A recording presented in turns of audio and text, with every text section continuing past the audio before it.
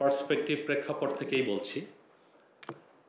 সীমান্তে প্রথম দিকে যে একটা আমাদের মাইনরিটি যারা আছে তারা চলে যেতে পারে, এই ধরনের একটি অপপ্রচারণা অতিরঞ্জিতভাবে করা হচ্ছিল, যেটা সঠিক নয়। তখন আমরা দেখতে পেয়েছি বিএসএফ তাদের ক্যাম্পগুলোতে তাদের জনবল বাড়িয়েছে, তারা অত্যন্ত সতর্ক অবস্থায়, এবং কিছু কিছু ক্ষেত্রে যেখানে কোনো ধরনের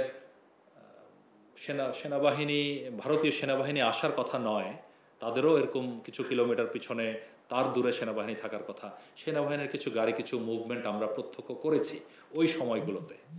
তারা হয়তো কোনো কারণে একটু শঙ্কায় ছিল যে এদিক থেকে বড় আকারের একটি ইনফ্লাক্স ভারতের দিকে চলে যায় কিনা। তবে আমরা লিখিত মৌখিক প্রতিবাদ করেছি। তবে এক্ষেত্রে তারা আমাদেরকে জানিয়েছে যে না, এই তথ্য সঠিক নয়, তাদের সেনাবাহিনী নেই। এটা আমরা বিএসএফের সাথে যে মিটিং হবে ডিজি পর্যায়ে, সেখানেও আবারও তুলব।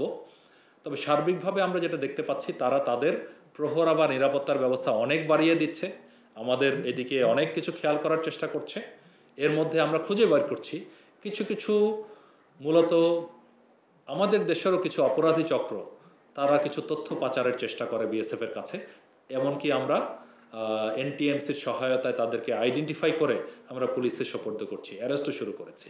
তবে সার্বিকভাবে আমাদের সীমান্ত রক্ষার জন্য আমরা বদ্ধপরিকর। বিএসএফকে আমরা কোনো ধরনের ছাড় যেটা নিয়ম নীতির বাইরে আমরা দিব না, অতটুকু আশ্বাস আপনাদেরকে দিতে চাই।